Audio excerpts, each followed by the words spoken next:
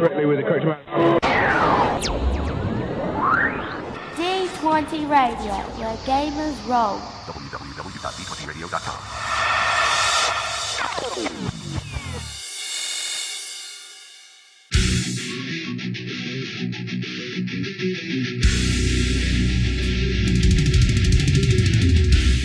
Welcome to Me and Steve Talk RPGs, a podcast where me and my friend Steve try and help you get the most out of your role-playing game experience.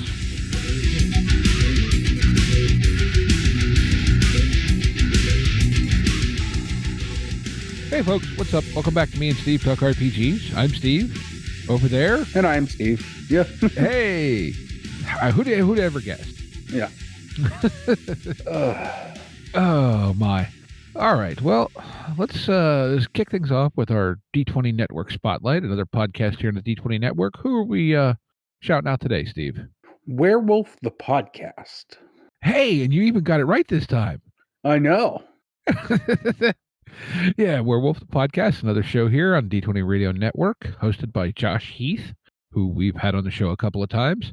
It is a retrospective podcast about Werewolf the Apocalypse, as you just might guess from the name. I do not honestly know if he started covering any of the new Werewolf releases, but I can tell you what I've listened to the show. It is very in-depth, and they are very, very knowledgeable about the game. And they also do a lot of stuff, they'll take a whole episode and just talk about one specific book and kind of like, how you can do things with it and so on and so forth. But they've also been doing some actual plays. And like I said, it's a really, really good show. So if you're at all interested in the werewolf role-playing game, definitely worth checking out. Yeah, cool stuff happening over there. Mm-hmm. Well, you sort of brought up our topic for tonight. Why don't you pitch it to the audience? Okay. Well, in the past, we have kind of tried to do horror spooky month themes for October, and I realized that now that it's November that we did not do that this year. Yeah, we talked about some spooky things. Some, yes. But I thought, well, two things happened. One, I was, bored, if you will, at work today, and so clicked on some YouTube stuff to listen to, and I came across an episode from How to Be a Great GM, and opinions on that creator being what yours or anyone else's may be. Look, not everything he says is great, but at times I feel like he brings up some really cool points. And he had this about a 15-minute episode that was kind of just a rant about undead. And I thought, hey, this could make for kind of an interesting show topic, because kind of the whole thrust of his point in this whole thing was, look, make them more interesting just by thinking a little bit. And I feel like that's a lot of what we do, or try to encourage people to do, Right. Yeah, I'm not a huge fan of his content, but I'm not going to argue that this particular thing is not a very well thought out and well expressed rant. And the fact of it is I do kind of agree with him that I agree with the idea of what he's saying, even though I may not agree with all the words, right? Mm-hmm. I agree with the idea of make your bad guys something and not just a bump in the road, or at least give them some kind of substance. Mm-hmm. So he start things off, he sort of qualms about the standard use of undead in media, and that there's certain things that don't make sense and blah blah blah blah blah. I agree and I disagree. I agree that it doesn't make any sense that a zombie would smell somebody because they don't breathe, but I don't think that's the point. You know what I mean? But I think, I get what he was saying, about, they don't breathe, so is it magic of some kind, right? But I feel like kind of, in a lot of ways, what he was saying was like, even your little throwaway minions, they're people too. Right. Yeah, I think that's important. I think... Well, yeah. I think, and some of what he was talking about, right, is, for zombies in particular, okay, so they're mindless creatures, whatever, but undead in general are often, for the most part, your skeletons, your zombies, all your low-level undead that are very, very popular for any early adventuring, any GM who's got a very new adventuring party, right? They're good fodder. But what are they there for? What is, are they just hanging out in the dungeon or the caves, the tombs that your party went to? Well, somebody put them there for a reason. Oh yeah. Right? Yeah. So there's a reason they're hiding out there. Right. So, and if they're, let's just say they're hiding out there. Well, if they're hiding out there, they're obviously smart enough to know that they need to hide out. Mm-hmm. And if they're just stationed there, then there has to be some directive as to what it is that they're supposed to do. Are they just supposed to attack any intruders? And who goes to the trouble of raising an undead army as a security system for what? You know what I'm saying? Exactly. Yeah, I get that. I use undead in a different way though.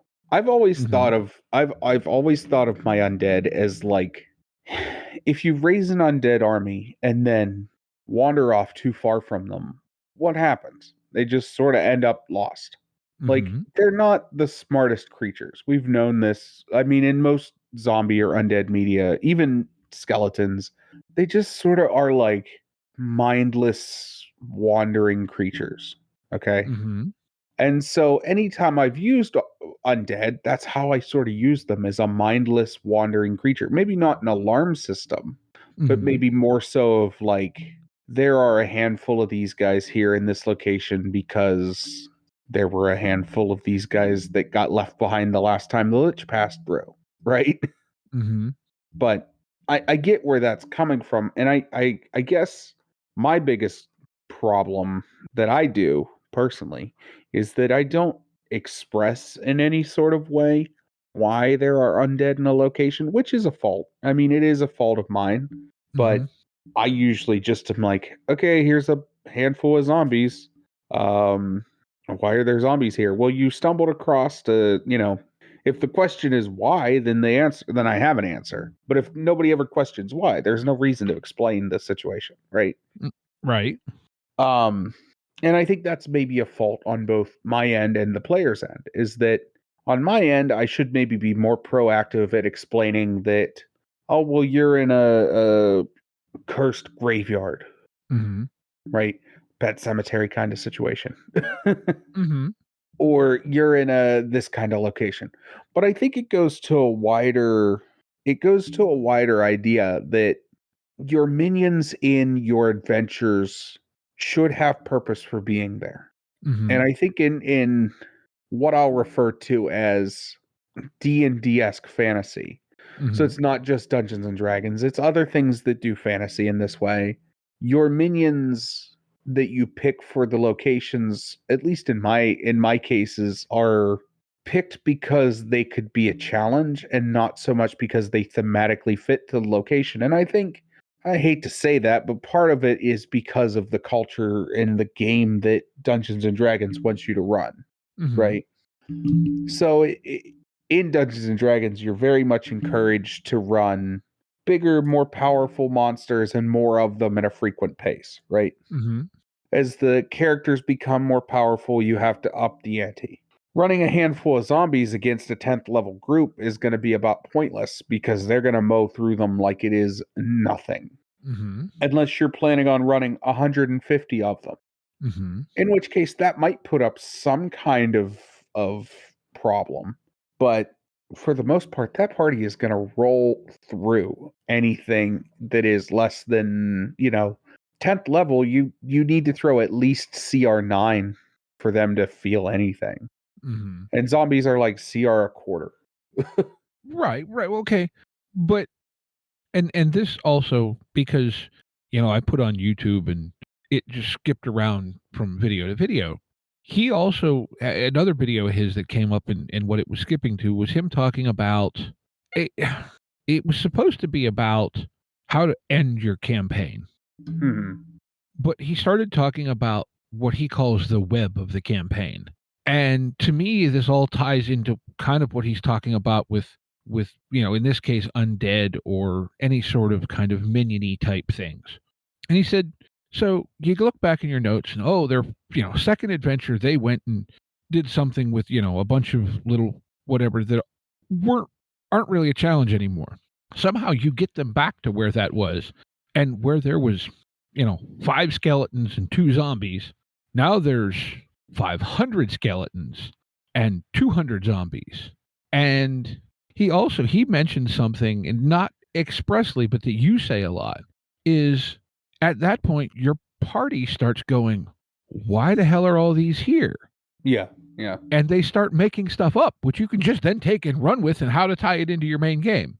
But it creates kind of this neat, loop callback thing.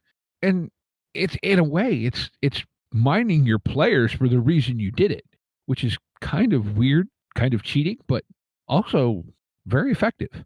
And I think, that's the other thing you can do with these minions, right? Is use them, keep track of what you did, and maybe, have a couple potential reasons in mind.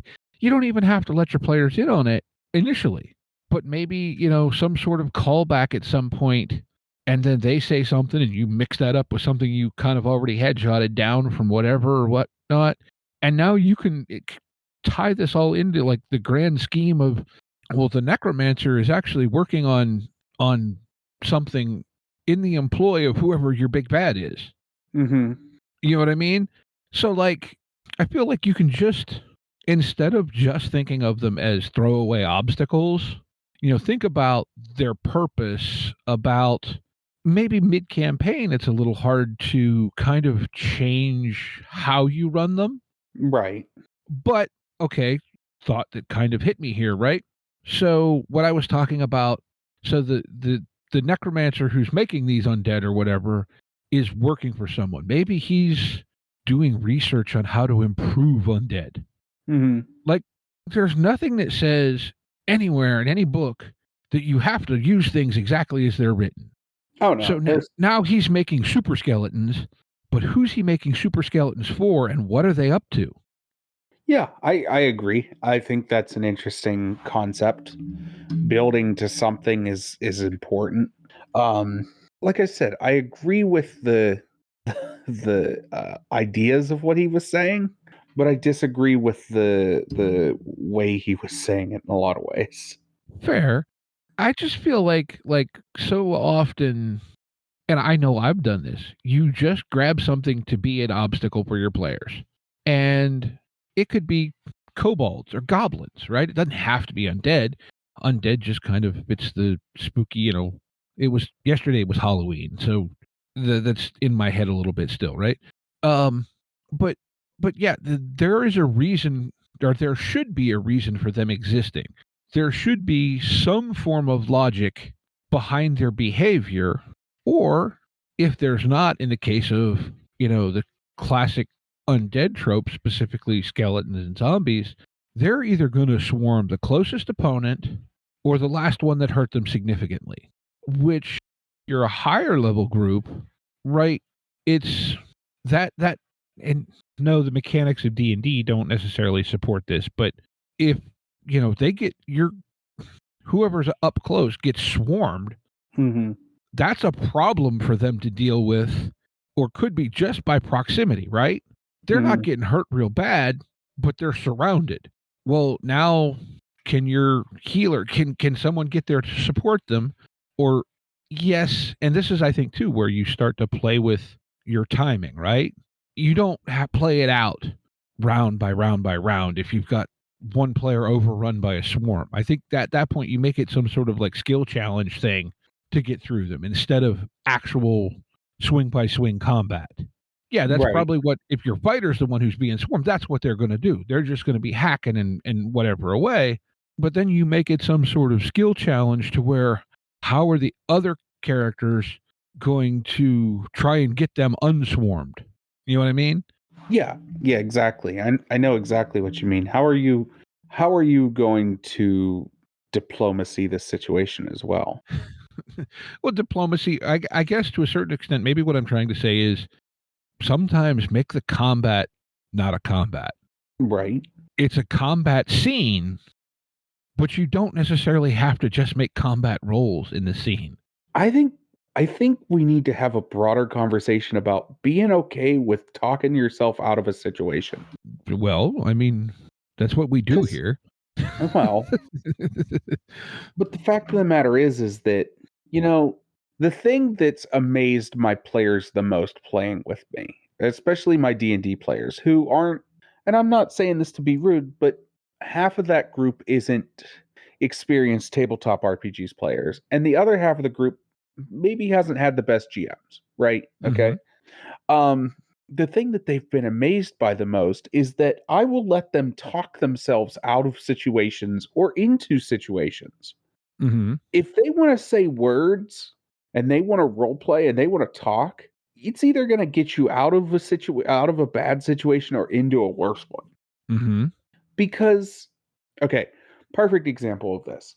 They were portal hopping, just jumping around different locations, and they botched a portal roll and ended up in a city vault. Okay. They're in a city vault where all of the money is. Immediately alarms go off. Immediately guards are swarming. You know, it's a bad situation. Guards are trying to say that they're robbing the vault. They're trying to say that they're not. And I let my charismatic players do what they do best, and that's talk. And I also let my rogue do what he does best, which is obfuscate and steal and rob and do what he needs to do to try and make the situation better. So they're like, oh, we don't want to fight all these city guards. And they're like surrendering, but they're still talking the whole time, right? Mm-hmm. They're still saying things like we didn't mean to, it was an accident, we didn't mean to portal hop into here, this is like we didn't want to go here, we wanted to go somewhere else, blah blah blah blah blah.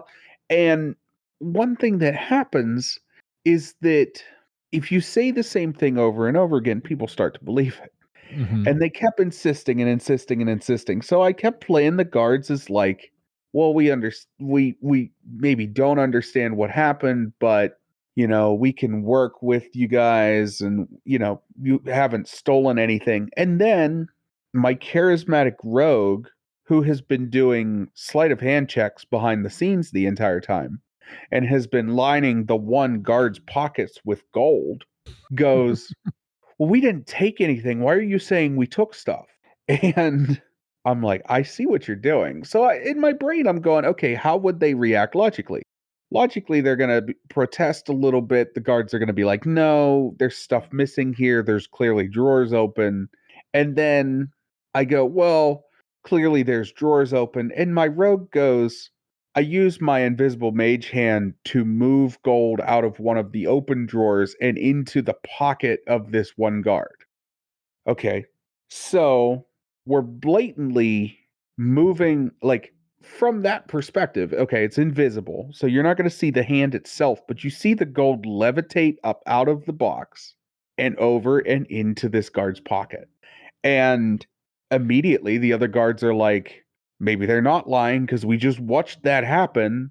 This third guy is going, well, I didn't do that. I didn't do that. And they're like, why are you lining your pockets? What is going on here? Immediately the conversation turns from, you guys are breaking into this vault and are thieves, to, we have a thief in our midst. We have bigger problems than people that just appeared in the vault. You got a real Ghostbuster situation going there. Yeah, exactly. So they managed to, between shenanigans and talking themselves out of it, to get into a situation where they were actually favored by the town's guard, because the town's guard thought them commendable, because they were able to root out the corruption in the city. It's a whole thing, right? Like, because I followed the logic. And I think a lot of times, especially in D&D and combat heavy games, we get this in our head that, well, I have this combat set up here. Okay, well, you have an encounter. You have a what's it called in Genesis? An encounter.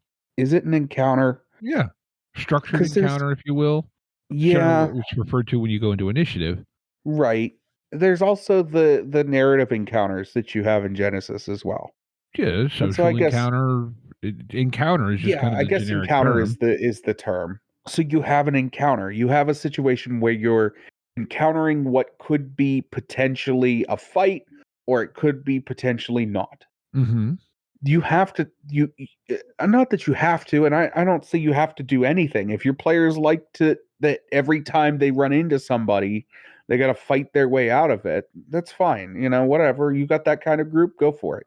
But if your players are trying to play savvy and trying to be coy and trying to do things like tricky ways, not doing not treating every encounter like it has to end in bloodshed is maybe not a terrible idea, and will actually give you more legs, more longevity, and more staying power with your players. It gives a standout moment in a what is effectively a bleak situation, right? Mm-hmm.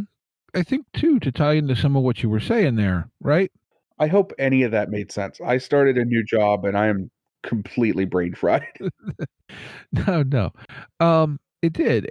I think kind of it does a couple of things, right? If you do that, okay, here's where I was going. My brain is back to on track now. So think back to a lot of the stuff you remember about games you've played in the past. Hmm. Do you remember having a fight with whatever? Or do you remember just a couple spectacular moments from a few fights, but you remember the crazy shenanigans, the time you talked your way out of you you accidentally portal hop into the city's vault and Right, talk your exactly. way out of it. Which things do you actually remember more? Yeah, you're gonna remember the moments that are off the wall, and I don't want to say memorable because it's sort of redundant to say that, but off the wall and Less usual? unique, less than usual. Yeah, that maybe is the term.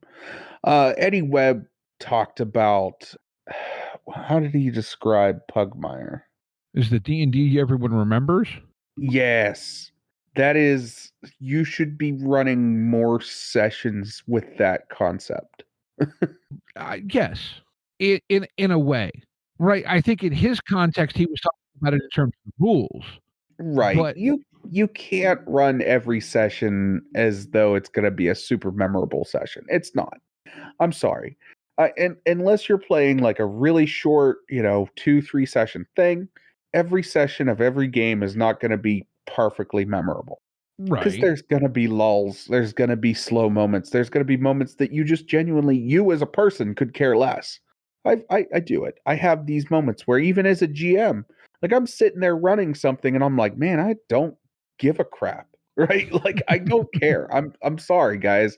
I get you're super invested in this, but for me, this isn't the storyline that I wanted to tell. But if my players are invested in it, I'm not going to be like, oh, well, I don't care about this. I'm going to play along and I'm going to enjoy, I'm going to make sure they're having a good time. And I get, we've had the conversation of the GM as a player too. That's fine. But it's more so like, in my mind, the GM is a player too. And you can still have fun even though you may not enjoy this part of the game. You know what I mean? mhm. And I'm a firm believer in make your own fun. That's it, right?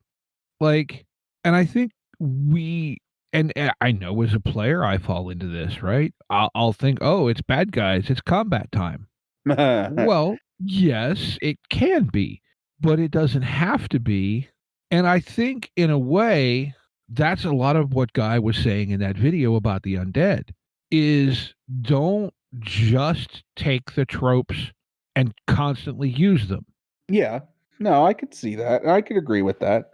It's just yeah, not thinking about bad guys as combat time is quite interesting. I think okay, so again to talk a little bit about D&D, some of the most memorable moments of the Curse of Strahd campaign, not to spoil anything, are not the moments where you're fighting something or fighting Strahd. It's when he's being weird and vampiric in his castle, right? He's Mhm. being a weird goober, and that's what we remember about Strahd is that Strahd is a weird goober, and the fact of the matter is he's a great villain as a weird goober. I want a movie adaptation of Curse of Strahd with Nick Cage as Strahd von Zarovich. Oh, they already made it. It's called Renfield. It's actually kind of hilarious.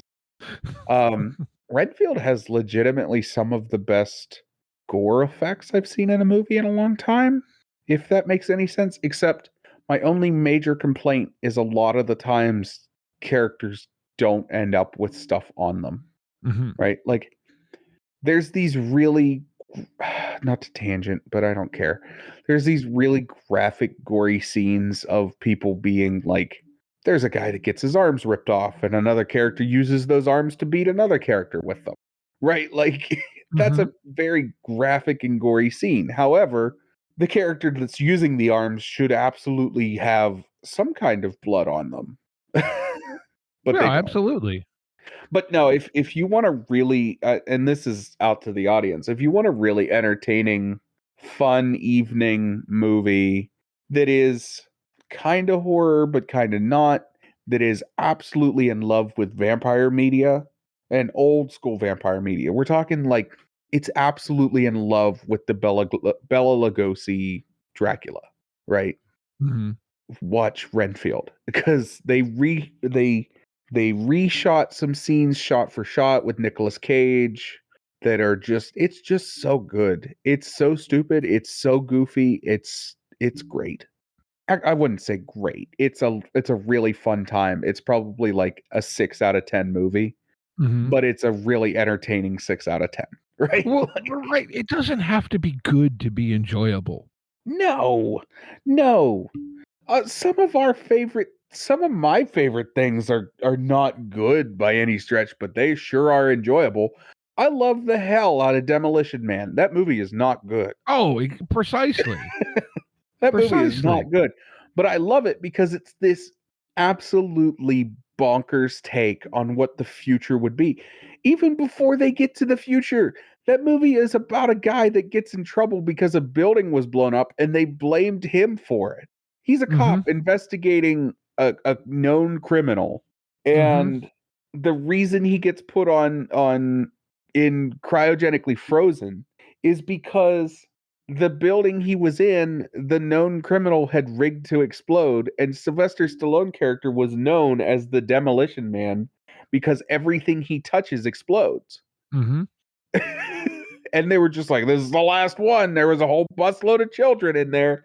And Stallone's like, the children were already dead, I'm telling you. And they're like, we don't care.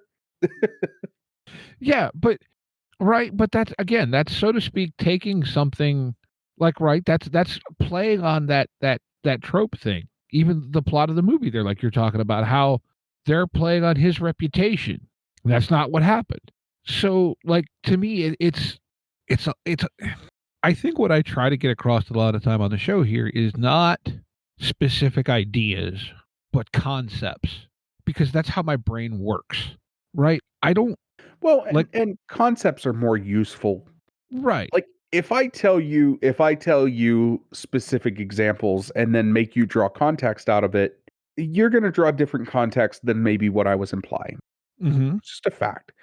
If I tell you, if I tell you a story about my D&D campaign and the moral of the story was, don't poke black pudding, right? You're not going to be like, you're not going to necessarily walk away with that. You're going to walk away going, wow, Steve had a really wild fight with a black pudding and a bunch of blah, blah, blah, blah, blah, blah, blah. Right? Like, you may not get, and we try to talk in sort of vague terms because a lot of things you learn in one game can be applied universally across to others, right? Absolutely.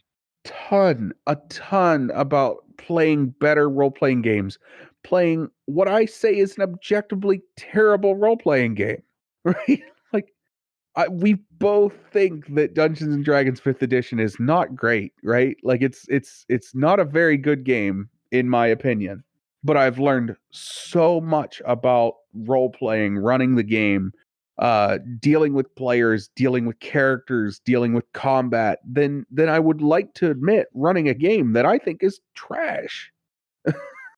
Well, but I think, that's an important concept in life too, right? Just because you don't, And to what we were just talking about with just because it's enjoyable doesn't mean, or just because it's not good doesn't mean it doesn't have, it isn't It isn't enjoyable. enjoyable. Right. Exactly. So let's put this into, you want to watch, you learn about, I don't know, woodworking, right? So Yep. you start watching videos on YouTube. And look, we all know YouTube is a rabbit hole of about any topic you want. And there's going to be some people making videos for whatever type of content you want that are extremely good and extremely knowledgeable and will show you amazingly better ways to do things. Yes. There will be people making videos that are theoretically instructional that don't know any more than you do, and you know you don't know anything. Right. And sometimes you just have to learn things by making mistakes. Right. And I know this probably isn't where you're going. No, but But that's a valid point too. uh, and sometimes you have, like, the more so to the point that I was driving at, sometimes, and a lot of times, people are that okay, sometimes people giving advice, and especially in my situation, I know you're good for this too. If we're giving out advice from something we've screwed up in the past, it's to try and teach or help people not make that same mistake. Mm-hmm. I tripped on this rock that's over here. Hey, by the way, there's a rock over here. Don't trip on it. Right. It's that concept. Right. And by no means are we perfect. By no means are we better than anybody else. But these are the little things, the little tips, the little, this is how to make your adventure hooks work better. This is how to hook players a little bit more. It's the little things that we've picked up all these years. Mm-hmm. And the little things I know for myself that I've picked up all these years that make gaming better and can help make you a better gamer in general, whether it be player, whether it be GM. A lot of our advice is aimed at GMs, but players too can take it and apply it wherever they see fit. Oh yeah. Well, again, right, we're talking about, don't necessarily make your combat encounters combat. But as a player, you have the power to change the direction that's going to. Yeah, you have the agency in the situation. You have the ability to be like, oh, well, well, I want to try and you come up against a bear in the woods and you go, well, I want to try and scare it off instead of, oh, there's a bear. Let me murderlate it. Right? Right.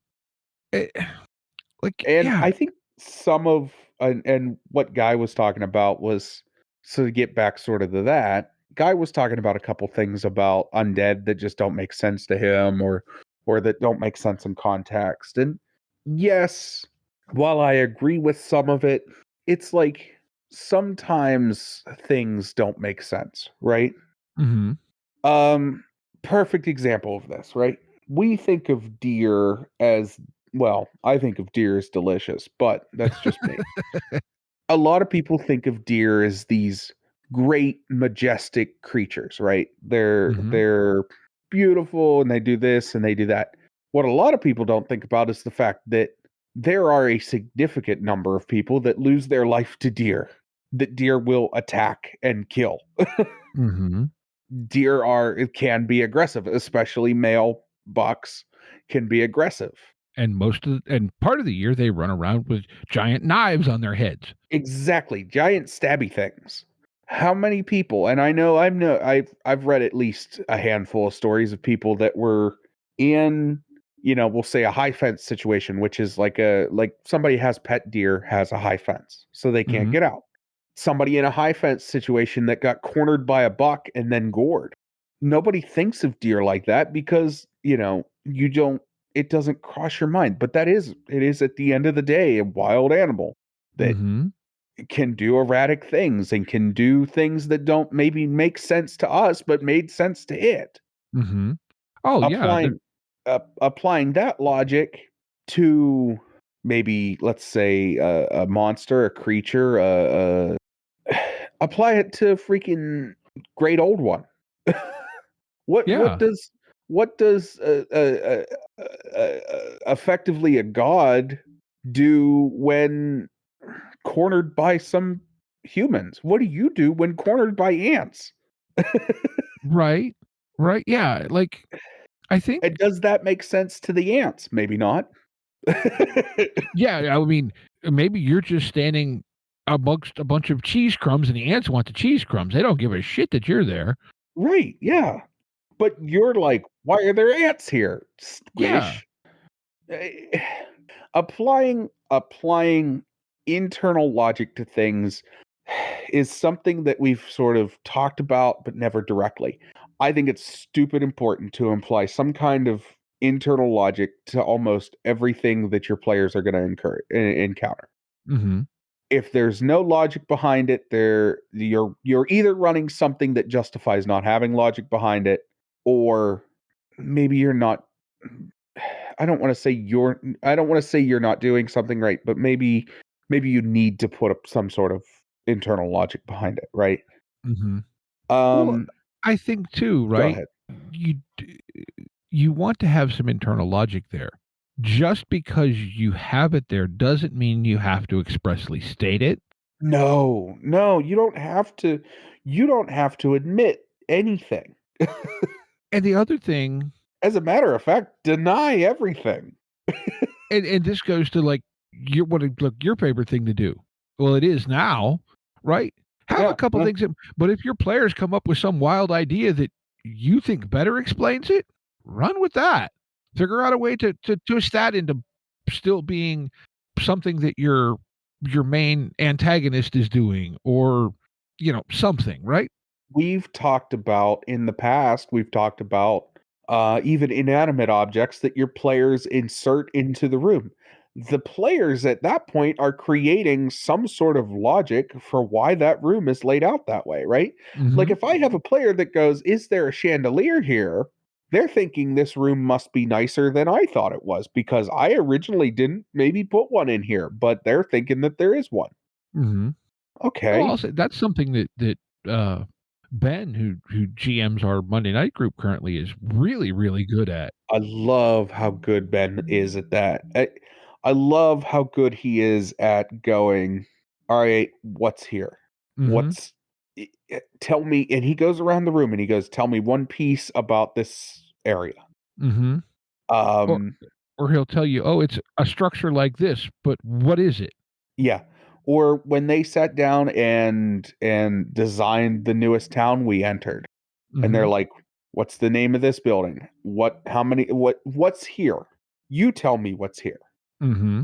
Because and I understand where he comes from because I could populate it with a bunch of things, but if there's something in particular you're looking for, we're going to end up putting it in there anyways, so you might as well just tell me up front that, oh, I really want there to be an architects guild here. Oh, great. Mm, Yeah, there's absolutely an architects guild here. Hey, maybe the city's run by architects. Like, you know what I Mm-hmm. mean? Like, And doing it that way, one, because I know I'm guilty of this as a GM. I assume very often that my players are going to see the logic behind something that I see. yeah, that's not necessarily true. Well, I was going to say, and if you've listened to this show, you probably know that my logic is probably not that typical. So expecting anyone to follow it is probably not the greatest idea. But doing that kind of thing with your players, now you've got logic that they can follow because they're the ones who did it. Right. And so, like, yeah, it's all have some logic somewhere. You can Yes. always twist your logic to be what you need it to be somehow. Okay. It's like the old saying, you can make statistics justify any argument if you really want to. One of the hardest things for people that start into programming is understanding logic because logic doesn't always make sense. Logic is simultaneously 2 plus 2, but also if then else, right? Mm-hmm. So it's sometimes not the easiest thing for people to wrap their head around. And so I understand where people struggle. I understand where people have a hard time going, how did we get here from there? Mm-hmm. And having an explanation and being like, how did we get to Mars from blah blah blah blah blah. Okay, well, we got to Mars because we got on this spaceship and it didn't happen to take us to the place we wanted to go, so we ended up on Mars, right? Mm-hmm. Or how did Burt Reynolds end up on RetroStar? Burt Reynolds ended up on RetroStar because he had a movie coming out in 2 weeks and needed to do some promotional work, right? Yeah. Like, why is this? Why? Just crazy. Just do a little bit of extra, like taking a little bit extra of thinking about. And it doesn't have to be every little thing. You don't have to think about why a chair's in a bar, but you do need to think about why the artifact is there. Mm-hmm. What is the artifact? Why is it in this bar? Why would it be in this bar? And putting things places that people don't expect is another thing that helps give a world depth, because sometimes things aren't always in the places that you expect them to be. I've lost my keys on a time or two. I've lost my keys in the refrigerator a time or two. Why are my keys in the refrigerator? Well, I walked in the front door and my brain went, man, I need a drink. So I walked over to the fridge and my ADHD brain was like, ooh, there's a shelf, and set the keys down. You know what I'm saying? Mm-hmm. I lost my phone on top of the refrigerator the other day. I reached Mm-hmm. up there, I set my phone down and grabbed something else off the top of the refrigerator and left it there. Mm-hmm. And 10 minutes later, you're like, where the heck did I leave? I had it. Where is it? Yeah, and you search everywhere. I did that. Yeah, I left it on the bathroom counter. Yeah, exactly. I drove to a friend's house with my car keys. So modern car, push to start. The car keys were on the roof of my car. You got lucky there. I did. I got hella lucky because I got to my friend's house and he was like, Autumn was like, wow, the keys are still here. Like, yeah.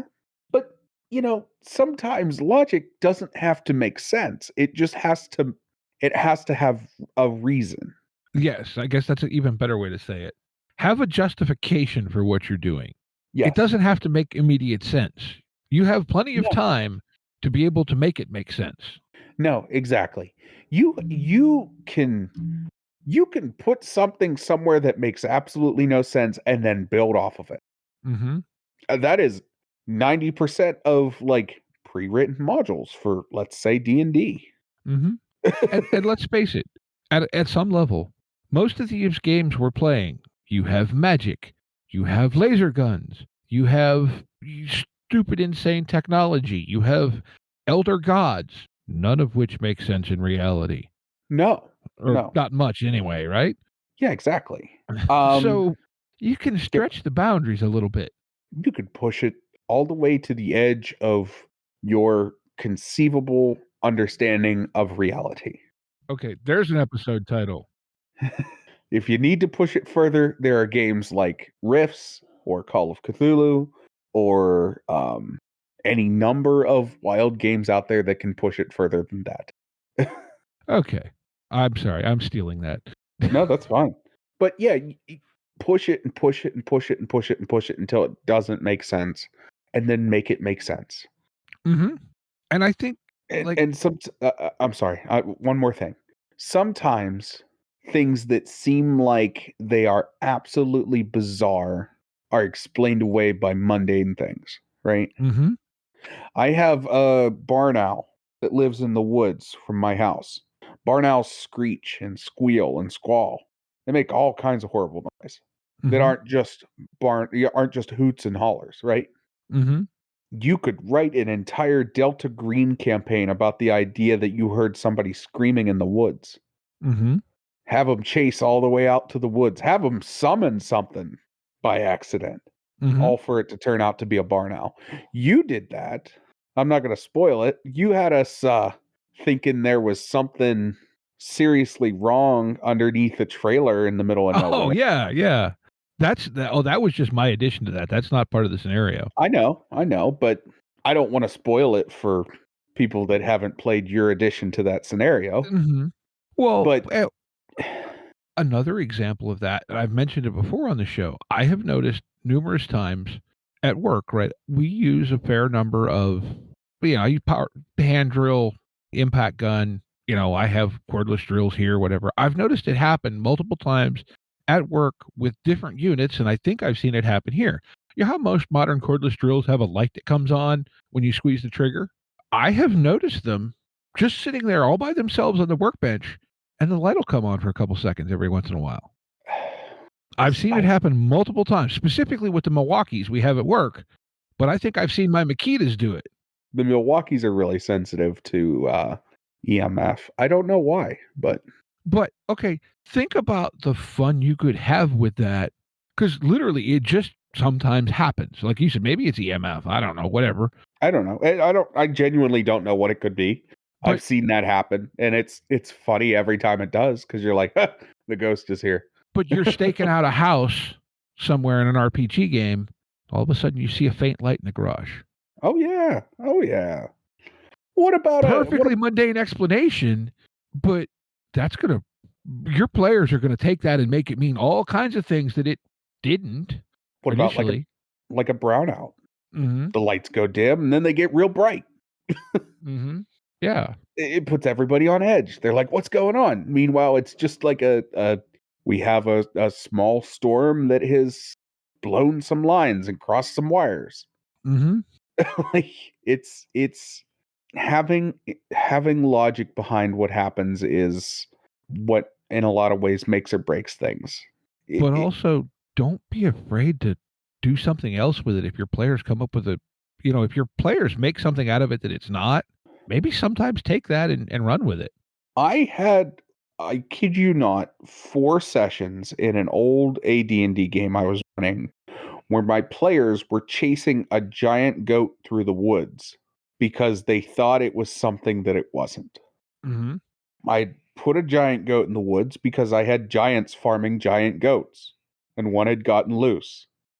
It was going to be an adventure hook later on, but they wanted to chase this giant goat through the woods because they thought there was some kind of how did they word it? They thought there was some kind of evil mage afoot that was enlarging goats.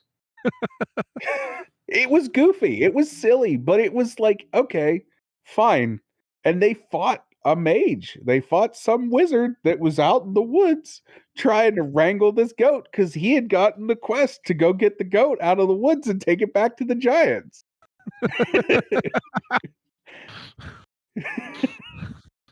But it's silly, it's goofy, but it makes sense. Every bit of that. If they'd have taken 5 seconds to have a conversation with that mage, he'd have been like, well, you don't understand. I'm doing a job for these giants. Yeah, I'm a mage. On the side, I'm a goat herder during the week. Yeah, exactly. They hired me. I needed money. Any job. Like, you just found out he was basically like the magical equivalent of a handyman. Yeah. And I think, maybe too, like, don't be afraid to do that. Like, just like you were saying, look, just think of, and for some reason, think of the number of eccentric people in the world that, like, Geddy Lee from Rush, right? The bass player, keyboard player, vocalist, is a massive, massive baseball nut. Yeah, and he's absolutely why he's insane. A massive baseball nut? Yeah. So you'll probably remember this, even though you're not, quite as old as I am. Back when cable was the way we all got our TV, one of the stations that was on every cable provider everywhere was WGN. WGN broadcast the Cubs games. Right. The Cubs, because Wrigley Field didn't have lights for the longest time, always played in the afternoon. Touring rock and roll star has free time in the afternoon. Exactly. He ends up watching the Cubs on WGN because they're on no matter what hotel he's in, and ends up becoming a massive baseball fan. Yeah. No, I don't. And he's Canadian. Yeah, exactly. I don't know. When you hear it on the surface, you're like, that's kind of odd. But when you hear him explain how it happened, it makes perfect sense. Exactly. There's lots of things that I'm into right place, right time. Like, just, I don't know. But Yeah, I'm running out of steam here. Yeah, no, I think we've sort of kind of kept to kind of this sort of weird apply some logic, but don't make it too concrete has kind of been the whole theme of all of this, I think. Yeah, get you a bag of Quickcrete, add some water, but don't add enough to make it quite concrete yet. Kind of like you said, your conceivable concept of reality. Yep. Well, do you want to move into game of the week? I think it's time for game of the week. Woohoo! Game of the week. Game of the week. All right, you got one? Do you want to go I first, got or one. would you like I'll me go to? first. All right.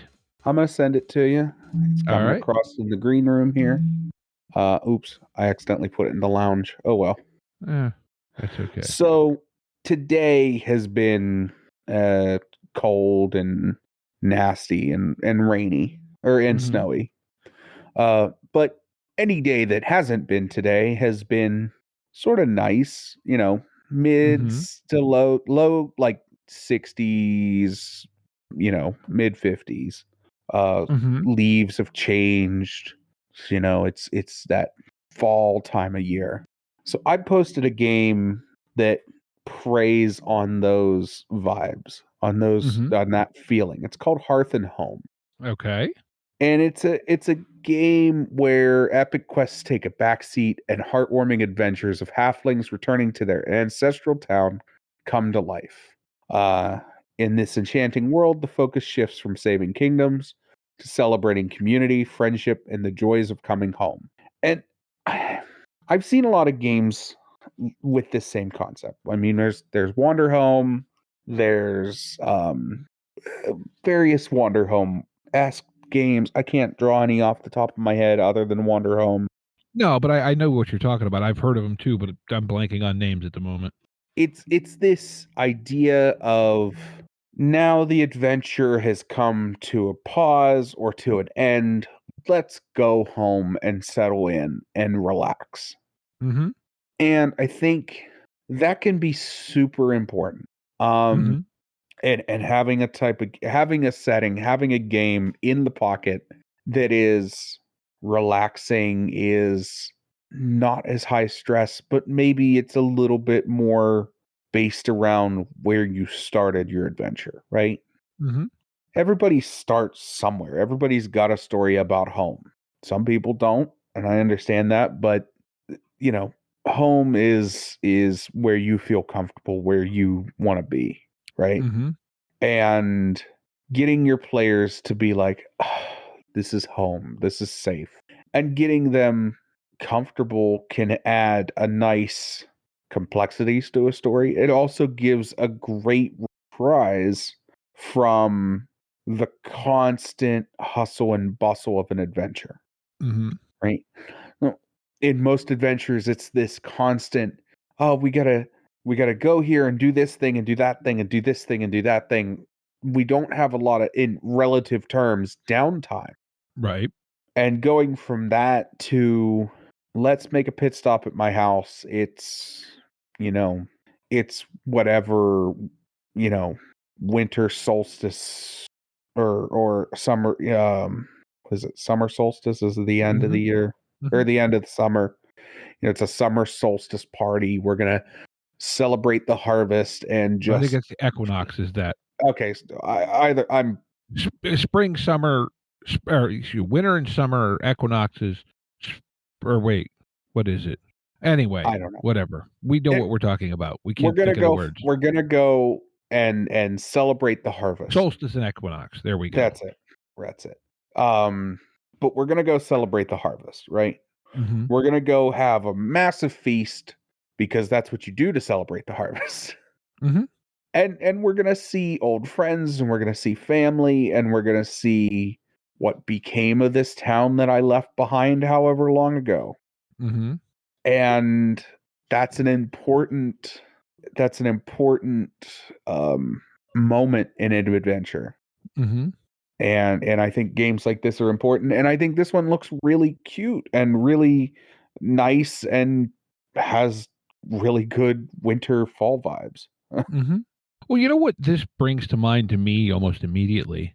And I know this is the opening sequence of Fellowship of the Ring, right up until Frodo Oh disappears. yeah. Oh yeah. It's the it's Gandalf rolling up with fireworks and a pipe. Like Mm-hmm. Yeah. and visiting with his old friend and it's that it's that. It's the beginning of Fellowship. It's the just yeah. You hit it right on the nail on the head there. It's the end of the end of Return of the Jedi. Mm-hmm. It's the party at the end where they're with the Ewoks and they're just chilling and they're just having a big old bonfire party, Mm-hmm. right? It's, you know, Yeah. Who said you're? I mean, this says halflings, so you do it yeah, with Ewoks. who They're cares? both short and They're, fuzzy. yeah, who cares? Halflings, Ewoks, you could do it. They don't even have to be short and fuzzy. Yeah, like you could do No, Sasquatches. yeah, do it with giants, do it with yetis, do it with, like it doesn't matter. There But you go. What's a Sasquatch party look like? I could send you some pictures. I think I'll pass. I'm uh not trying to dog on anybody, but I'm part of a group in this area that hunts for Bigfoot. huh. And sometimes that group is really funny. Oh, I'm sure. And I'm not dogging on anybody. You can do whatever you want, you believe whatever you want. That's cool. It's just I'm not sold that Sasquatch is still out there. I'm just No, saying. But fair enough. I've been wanting to I posted a picture of their flyer in our group chat with the Australians a while ago. But I've been wanting to build sort of a Delta Green campaign around a group of Bigfoot hunters that find something that maybe is Bigfoot. Oh. And maybe the party that has to go save them from whatever is Bigfoot. Mm-hmm. Yeah. All right. So Hearth and Home sounds really cool. Yeah. So what do you got, Steve? All right. Well, I found one, and I'm going to be honest. What hit me at first was the art. I just sent you a link, and then I read one of the reviews, and that kind of hooked me. So it's a game. I didn't even realize this, even though it's in bold print at the top of the listing. It's a GM-less single-player game, so essentially a solo game. It's called Lemuria Space Station, and the very first review of it describes it as something that I think would be pretty damn cool. So the the one line they give you about the game, the publisher gave you on the listing, is you play as a droid hunter tasked with capturing the newly released Void droids, luxury toys gone rogue, and trying to get together enough funds to get off the station. And then they've got about 4 pages from inside the book that show off kind of the art style and some of the tables and fun stuff, right? Get down to the reviews. First review says it's a superb mini RPG blending the best parts of Firefly and Blade Runner, all delivered with a very 2000 AD comic kind of vibe and style. Yes? Yeah, the artwork is gorgeous. Mm-hmm. I love that like sketchy weird artwork, and I like the idea that you're hunting these little toy droids that have turned evil or Mm-hmm. presumably evil. This is really cool. It'll set you back all of $5. I know Or it's on maybe it's on sale. sale now, but it's $7.50 normally, so still it's cheap. 20 pages, but like, yeah, the artwork is really cool. It just, it looks like a really, really neat concept. Like maybe you even take this and then play with this setting in, Scum and Villainy, to take a game of the week from last week, right? Right. Yeah. Just because it's written as a solo RPG doesn't mean you have to use the setting only that way. Right. Exactly. Yeah. No, it's cool, man. That is freaking neat. Yeah. So that's mine. Like I said, it's called Lemuria Space Station. And, like always, Yeah. there'll be links to everything down in the doobly-doos down below. Of course, always links to everything in the show notes. I want to give a shout out to our patrons. Again, Mm-hmm. we are again, completely paid for by the patrons. Our hosting was covered again by our Patreon. We got some new patrons, and if you didn't know, we have Patreon. It has currently 2 levels. What is it? $2 level and a $6 or $5 level. Yeah, $2 level and a $5 level. At $2, you get access to a Patreon exclusive channel and some emotes. You get a tag on the Discord. At the $5 level, you get pre-access to guests when that's possible. You also get a little bit of bonus content at, I think, the $5 level, or is it just the 2? Is it a No, it's $5 gets the exclusive outtake episodes. Yep, you get some exclusive bonus content, and you get to throw some money at some guys that are trying our best to give you quality content. We're trying, and we think we're doing our best. How good it is, well, yeah. Look, you be the judge. You listen to us. I actually put together about half of a new Patreon episode the other night too. Oh, good. What I will say as well is, if you can't support us on Patreon, that's fine. That's okay. Understand. Life happens. I couldn't support me on Patreon right now if I wanted to. But that doesn't mean there aren't free ways to support us. Keep listening to the podcast. That's a great way to support us. Give us a like, comment, or review, or some stars on Apple if you use Apple. Come and join our Discord and join the conversation that's always happening over there. We always have some kind of wild and crazy, interesting conversation, whether it be somebody posting stuff to buy or somebody posting just topic updates or just various very cool things happening. Well, this week, info got passed around about games that were put up as free on drive-through for the PDFs. Yeah, Vazen was free. On the drive-through subject too, again, if it's one of those things, no, maybe you can't, Patreon, but we do have a affiliate code with drive-through. So link for that in the show notes. Doesn't cost you anything if you buy, go to the site through that code. You buy something, we get a very small percentage of that as credit at drive-through, which we use for game of the week titles a lot of the time, frankly. Yeah, pretty much. It's a kickback for what you hear us talk about. We get into we get to buy and play and hopefully play with you guys. So, but with all that being said, if the best you can do is listen to the podcast, you're doing awesome. Listen, tell your friends. Yeah. You got friends that like tabletop RPGs? Great. If you don't have friends that like tabletop RPGs, come join our Discord. Maybe you can make a couple. Yep. But I want to thank everyone for listening. And I want to thank everyone for listening and remind you to be kind to one another and get out there and play some RPGs. Yep. Take care, y'all.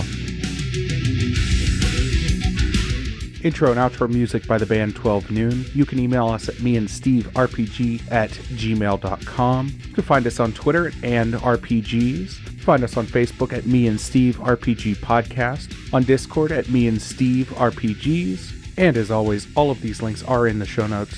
Thank you, and be kind to one another.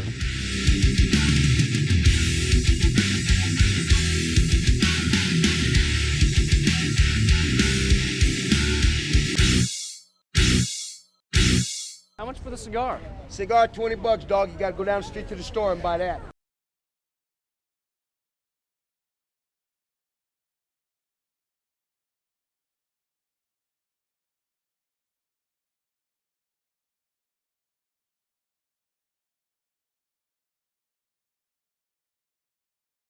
That'll go on the outtakes. Me going pat pat pat pat pat. Kit stuff.